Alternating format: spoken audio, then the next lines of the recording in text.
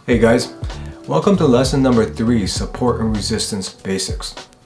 In this lesson, we'll first cover the basics of what support and resistance is to the price action trader. And then following that, we'll go through how I use support and resistance in my trading currently. And then moreover, I'll provide a roadmap of how you can begin using support and resistance in your trading also. Okay, so let's get going, guys. Okay, support and resistance explanation. Now at a basic level, support and resistance are levels in price that create future strength in the opposing direction. Okay, so just keep that basic definition in mind. Okay, so we'll start off with this diagonal trend line, which is a type of support and resistance. Now if price is coming from the top to bottom, this diagonal trend line will create future strength in the opposing direction, which will be up in this case. And the same goes for if price is coming up towards this diagonal trend line. This same diagonal trend line will create future strength down. Okay, now take this horizontal trend line, which is right here, right? Which is also a type of support and resistance. And if price was coming from the top to the bottom to this horizontal trend line, it will make future strength in the opposing direction. In this case, will be long. Okay, and it's the same if it's coming from the bottom to up. It creates future strength down. Okay, now let's go on to the next one. So round number is also a type of support and resistance. Now round numbers are areas of support and resistance that form at round number price levels. So for example, a round number will be 10, 5, or 1. And for example, 3 or say 8 are not round numbers.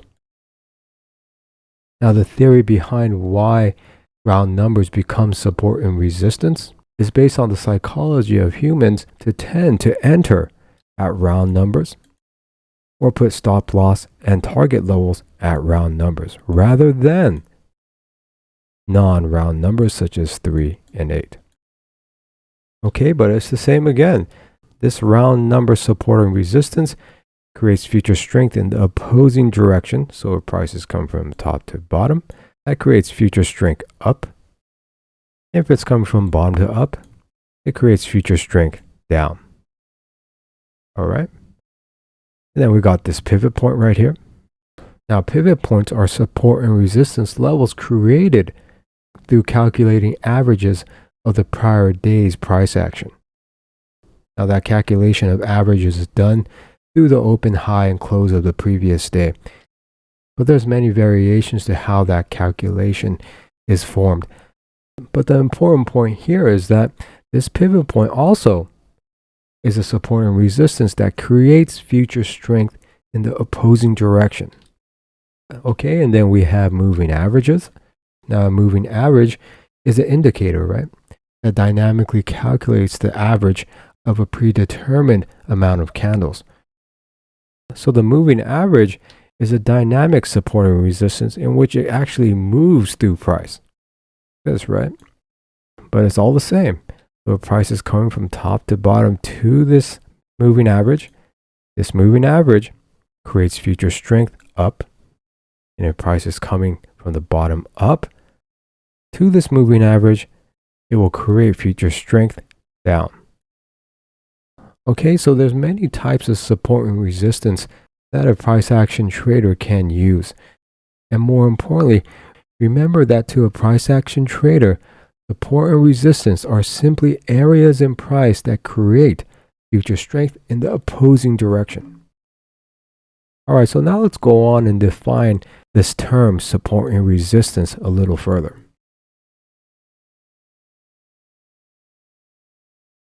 All right, so support and resistance defined. Now in terms of support and resistance lingo, when price is moving from the bottom to the top, and there's a price level that creates future strength in the opposing direction, we refer to that level as resistance. And opposingly, if price is coming from the top to the bottom, and whether it be a pivot point or a moving average or a trend line, that price level that creates future strength in the opposing direction is referred to as support. All right, so that's just universal lingo that all traders use, regardless if you're a price action trader or not. Okay, but furthermore, this resistance up here can also become support if price is coming from the top to the bottom, right? But moreover, this support can be resistance if price is coming from the bottom to the top, right? Okay, so let's go on to a little bit more of the basics of support and resistance. All right, so support becomes resistance and resistance becomes support. Okay, so let's say we had two horizontal trend lines providing as support and resistance. Now, if you go from the prior definition of support and resistance, if price is coming from the top to the bottom, this horizontal trend line is referred to as support because price is coming from the top to the bottom. But this same horizontal trend line, if price is coming from the bottom to the top, will be referred to as resistance, right? Okay, so you want to remember, any given support can become resistance depending on which way price is coming toward that price level. And moreover, any resistance can become support, right? So if price is coming from the bottom to top to this horizontal trend line, we're going to call that resistance. But let's say if price gets through this resistance and then comes down, that same horizontal trend line will be referred to as support. Okay? And like I just showed you how price got through this resistance, or moreover, after price got through this resistance and came down, let's say this same support made price bounce off it. Okay, so there's basic lingo that traders use to define these events of price coming through a support and resistance or price bouncing off a support and resistance. Let's go ahead and look into those. Okay, so the meaning of breakouts, respects, and surpasses. Okay, so when it comes to when price comes in contact with support and resistance, there's basically three things that can happen. Okay, so right here we have three horizontal trend lines, all which act as support. Okay, so the first event that could happen is that if price comes from the top to the bottom to this horizontal trend line, price could break it out. Or in other words, it could close under that horizontal trend line. Or price can respect a horizontal trend line. So again, if price is coming from the top to the bottom to this trend line and can get deflected off that trend line. So in other words, there's no close under that trend line. Okay, and the third event that can happen is that price can surpass a trend line. So price could come from the top to the bottom. Let's say this is the previous candle. And on the current candle, price opens below this horizontal trend line. That would mean that price surpassed a trend line. Okay, and as a price action trader, let me explain to you how you want to interpret these three scenarios. Okay, so number one, a breakout means there was not enough opposing strength at that trend line to deflect the oncoming strength. So as a price action trader, if there's a breakout of this trend line right here, you want to interpret this event as there was not enough opposing strength at that trend line to deflect oncoming strength. Okay, because you want to remember, we're always thinking in terms of strength. Okay, so again, if there's a breakout of a trend line, you want to interpret that as there was not enough opposing strength at this trend line to deflect the oncoming strength. Okay? Number two, a respect means there was enough opposing strength at that trend line to deflect the oncoming strength. So you want to interpret a respect of a trend line that there was enough opposing strength on this trend line to deflect the oncoming strength. So in other words, there was enough long strength on this trend line to deflect the oncoming short strength. Okay? Number 3, a surpass means price is not taking that trend line into account. So if price is coming down toward this trend line and surpasses it like so, the way you want to interpret this is that price is not taking this trend line into account, which means you as a price action trader do not have to take that trend line into account also. Okay, so now that we covered the basics of support and resistance, let's get into more detail of how a price action trader uses support and resistance in trading. All right, so ways that support and resistance are used in price action trading. Number 1, they're used as walls that create future strength in the opposing direction. Okay, so that's basically what we explained up until now. But this is another way you can look at trend lines in terms of price action trading, is that they're walls that create future strength in the opposing direction.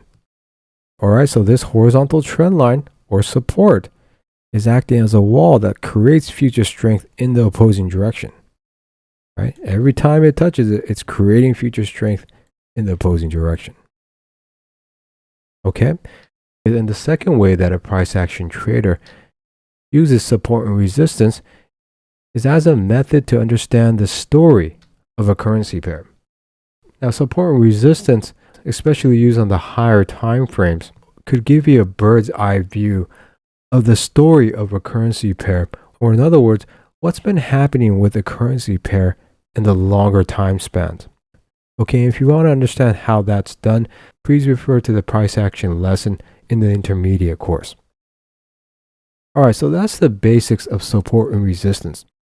Now, although there's many types of support and resistance that a price action trader can possibly use, honestly, the only type of support and resistance I use in my trading currently are trend lines.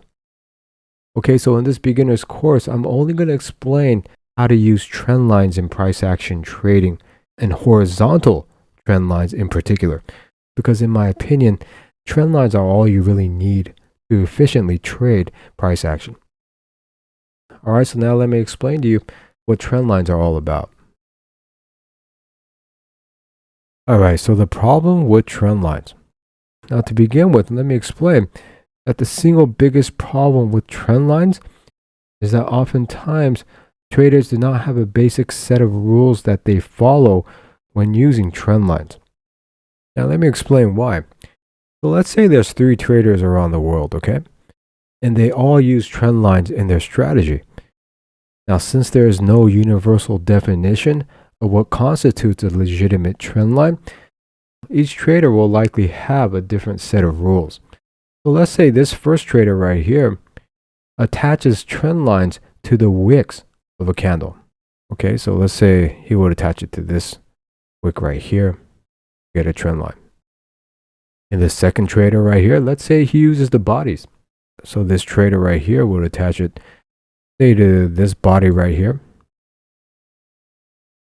like so. Okay, but let's say this third trader right here does not have a specific set of rules when drawing trend lines. So in other words, she would randomly attach it to the wicks or the bodies, which is actually kind of common with most traders, right? So let me show you what is likely to happen in this trader's trading. So let's say she was looking for a short trade because her other strategies for trading are pointing her to sell. Okay? And she wants to confirm this short sell through trend lines also. Now, because she does not have a specific set of rules that define a legitimate trend line, then she wants to take a short entry. She's going to arbitrarily draw trend lines to suit her specific situation, which is to sell in this case. So she's likely to attach a trend line to the wicks of a candle, right? Because when she attaches it to the wick of a candle, you can see right here how price respected that trend line, which means, like I mentioned earlier, there's enough opposing strength down to deflect the oncoming strength long, right? and thus even trend lines are supporting her view. But on the other hand, let's say she was actually looking to buy. Well, in that case, what she's likely to do is attach the trend line to the bodies, right here. Because this breakout right here shows that even through trend lines, this breakout right here is supporting her view of buying. Okay, so the single biggest problem with trend lines is that a trader does not have a specific set of rules that define a legitimate trend line. Okay, but also keep in mind, it's okay if there's no universal definition of trend line, as long as a trader has their own set of rules that define a legitimate trend line. Now, let me explain to you why. All right, trendline rules and efficiency. Now, like I explained in lesson 1 of this course, the main goal of trading is to make consistent profits over the long term, right? So that'll be this graph right here.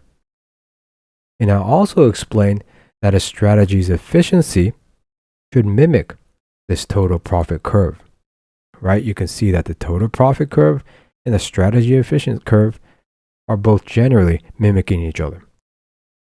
Now, if you're going to use trend lines in your strategy, the trend line efficiency curve should also mimic the strategy efficiency curve and the total profit curve.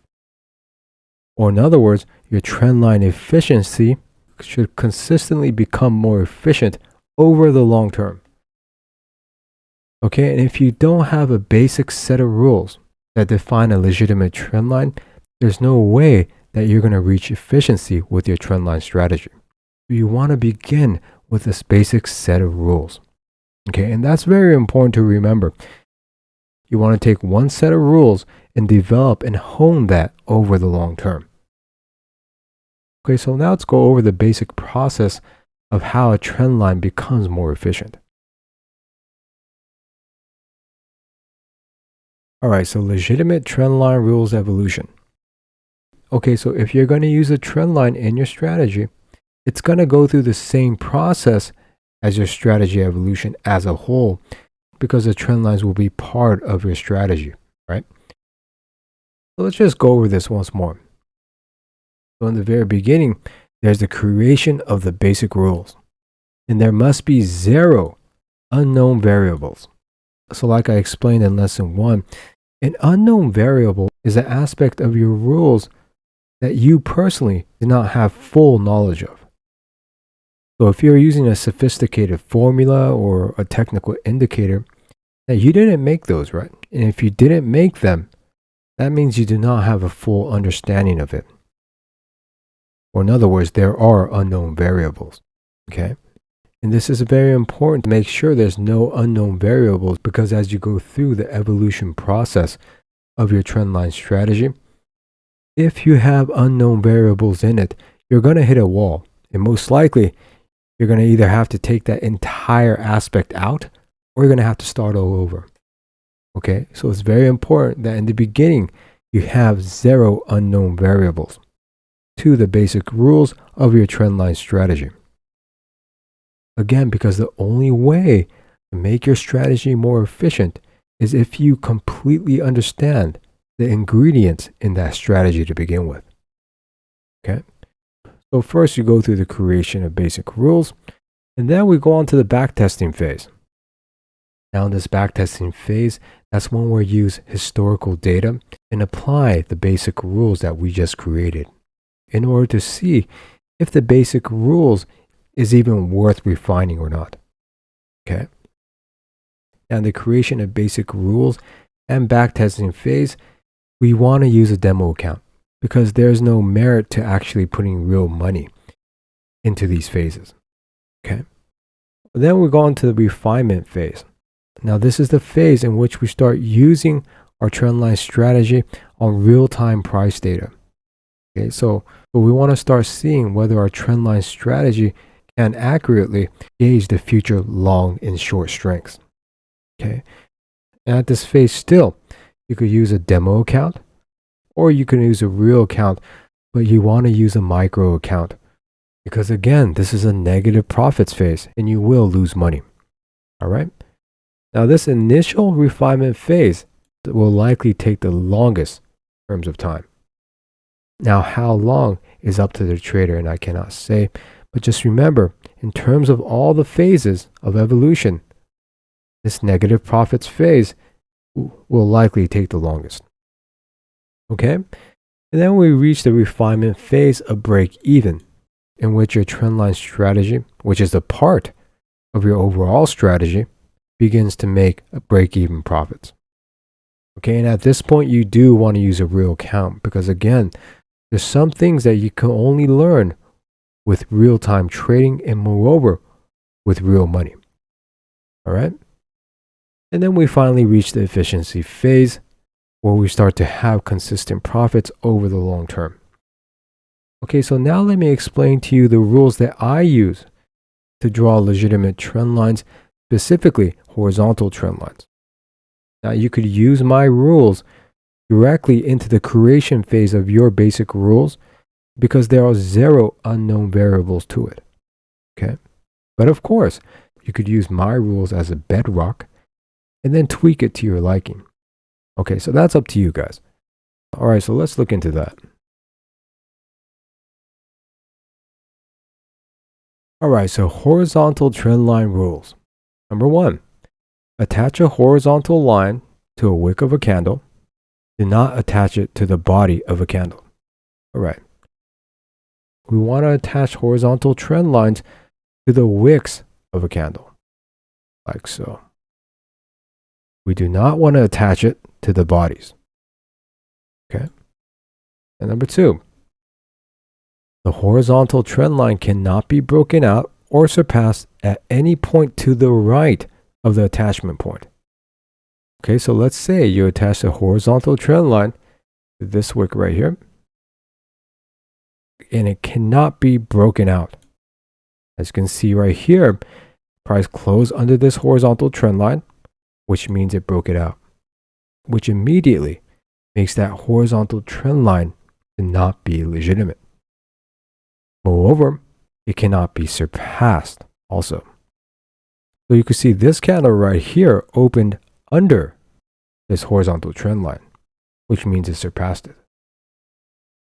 Moreover, right here, you can see that price opened under this horizontal trend line. And so if this happens, a trend line is no longer legitimate. Keep in mind, this rule only applies to any point to the right of the attachment point. And that attachment point was right here. So whatever happens to the left of this candle right here has no consequence to the legitimacy of a trend line. Okay, let's go number 3. For 3, a horizontal trend line only becomes legitimate if it has at least one test on it. So a legitimate horizontal trend line must have 3 contact points for it to become legitimate. So let's say we attach the trend line to this pivot right here. You can see it has 1, 2, 3 contact points. Now at this point, after the 3rd contact point is made, if price comes down from top to bottom to this horizontal trend line, it's going to act as support and produce opposing strength, which will be up in this case. Okay, so these are the 3 rules that I use that constitute a legitimate trend line. Again, you could use these rules as a bedrock and then tweak it to your liking, or you could use it on its own because there are 0 unknown variables to it. All right, so let's just look at this on a real chart also. All right, so this is a dollar Swift monthly chart. Now let's look on this upper side first. So if we attach the horizontal trend line to this pivot right here, it has 1, 2, and 3 contact points. And so if price reaches this horizontal trend line will create opposing strength, which is down in this case. Now, however, if price breaks this trend line out, this trend line is no longer legitimate. So the next time it comes up to that trend line, it does not create opposing strength down, right? And even more, if price surpasses it, no longer does this horizontal trend line create opposing strength down. Okay, and moreover, the breakout and surpass rule only applies to the right of where the trend line is attached. So that's this point right here. So if there was a breakout, surpass, to the left of this attachment point, well, this horizontal trend line is still legitimate. Okay, and we have the same thing here. So we attach a horizontal trend line to this pivot. It has 1, 2, 3, 4, 5, 6 attachment points. So if price comes down to this trend line, it will create opposing strength, which is up in this case, right? Okay, so let's go back to the slides. All right, and if you want to know how to draw diagonal trend lines, the rules are basically the same as horizontal trend lines, and I explained that in the intermediate course, so please check that out. Okay, and now you want to recall that the goal of price action trading is to figure out how much future long and short strength there is on a currency pair. And there's a couple more rules that I use with trend lines that can more accurately figure out how much future long and short strength there is. Let me go ahead and explain those to you. All right, so measuring future strength with trend lines. The more tests, the stronger. Okay, so let's say there's two horizontal trend lines. One is resistance, the other one's support. Let's say price is coming around, came up to this resistance, bounced off, down to the support, bounced, support, bounce, bounce, bounce, bounce, bounce, and price is right here, right now. Now, how many contact points or tests were there on this resistance? 1, 2, 3, 4, and 5. And this support has 4, 3, and 4 contact points. Now, if we were measuring future strength simply with these two trend lines, this resistance creates more future short strength than this support creates future long strength. So in other words, if price came down to this support after being rejected at this resistance point right here, price should break this support out and get through it, because there's not enough opposing long strength from this support to reject the future short strength coming from this resistance. Okay, so a basic rule of trend lines that the more tests there are on a given trend line, the stronger it is. Okay, so let's go ahead and look at this on a real chart also. Okay, so back on that same chart, we have two trend lines. One up here, here. Top one is attached to this pivot. The bottom one is attached to this pivot. This top one has 3 tests on it. 1, 2, and 3. This one has 1, 2, 3, 4, 5, 6. Okay, 6 contact points. All this resistance only has 3. Now, if we were only using trend lines to measure the future long and short strength, price should get through this trend line and break it out, because this support has 6 touches on it, while this resistance only has 3 touches on it, which makes this support have more future long strength than this resistance has in future short strength. All right, let's go back to the slide. All right, and there's a couple more detailed rules. Let's go and look at that. All right, measuring future strength with trend lines. Each trend line used to measure future strength must be from relatively different pivots. All right, so you want to remember, each trend line creates future strength. So if there were 2 horizontal trend lines right here, acting as resistance, and each has a strength of plus 5, future short strength, and this horizontal trend line down here is acting as support with an equal plus 5 future long strength, if price reached both of these horizontal trend lines, there will be a future short strength of plus 10. Future short strength, because there's two horizontal trend lines, right? And since there's only one horizontal trend line as support, creating only plus 5 future long strength, when price reaches this horizontal trend line, it should be broken out because there's more future short strength than future long strength in this currency pair. Okay. However, that said, each trend line you use to measure future strength must be from relatively different pivots. Let me go ahead and explain this to you. Okay, so take this trend line down here, which was attached to this pivot right here. Each trend line must be from relatively different pivots. Now, pivot are turning points in price. So you see at this point, these are all turning points in price where price went down, right? Here, at this point, price went up, price went up, price went up, right?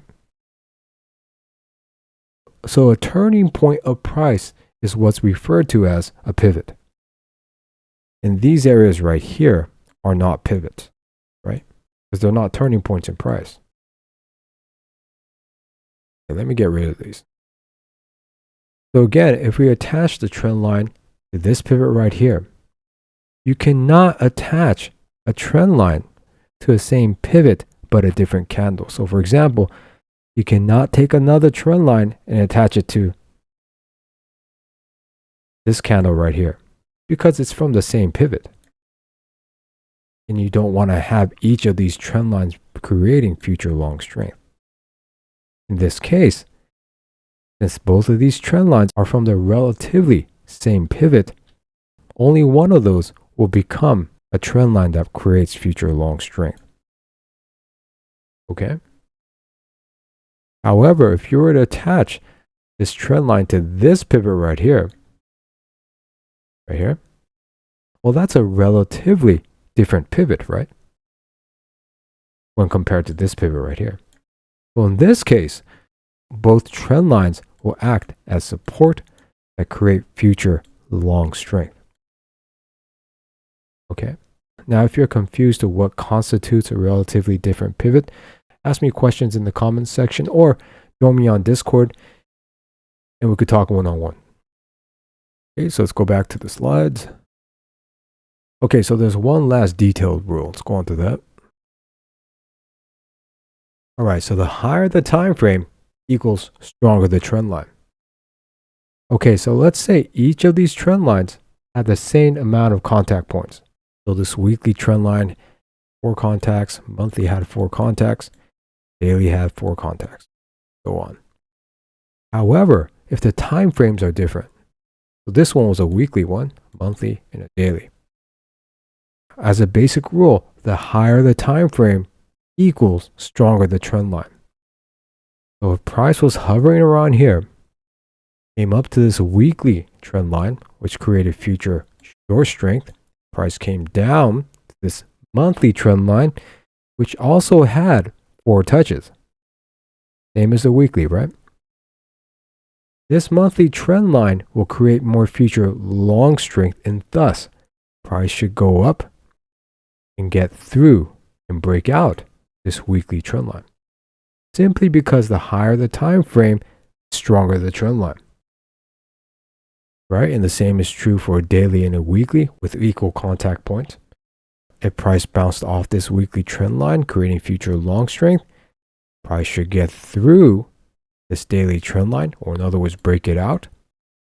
However, if it gets to a monthly trend line, because it's a higher time frame, price should respect this monthly trend line and go down. Okay, so those are the basic rules for horizontal trend lines. Now let me briefly just go over how you want to use this information in your trading.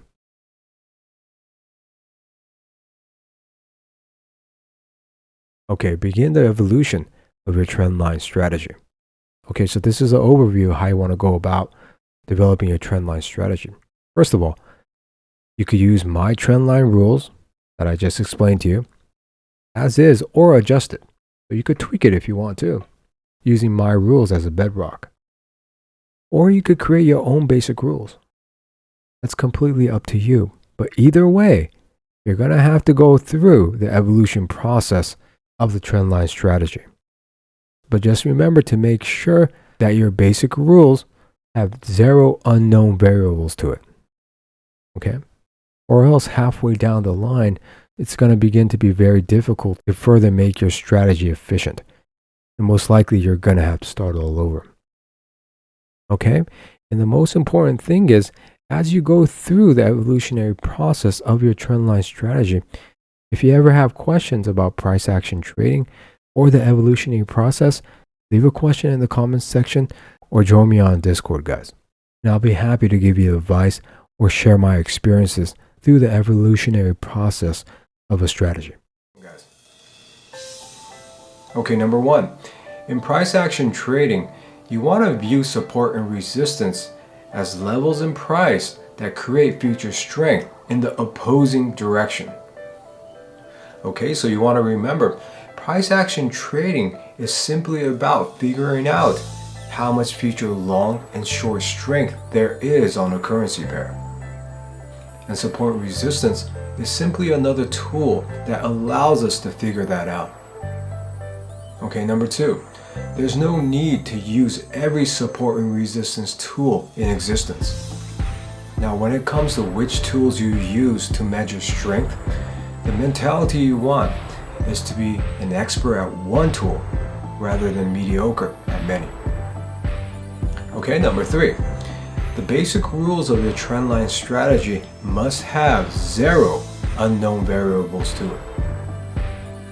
Now, having complete knowledge of the basic rules of your strategy is what allows you to enhance your strategy to efficiency. And ignoring the 0 unknown variable rules will eventually cause the evolution of your strategy to stop and force you to start all over from square one. Okay, number 4. You can use my trendline strategy as is, or you can adjust the strategy to your liking. Okay, but if you're going to adjust my strategy, just make sure there's 0 unknown variables to the basic rules.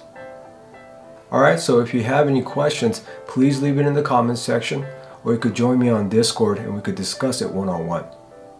Okay, and I hope you guys have a great day, guys. Thanks for watching. Okay, bye.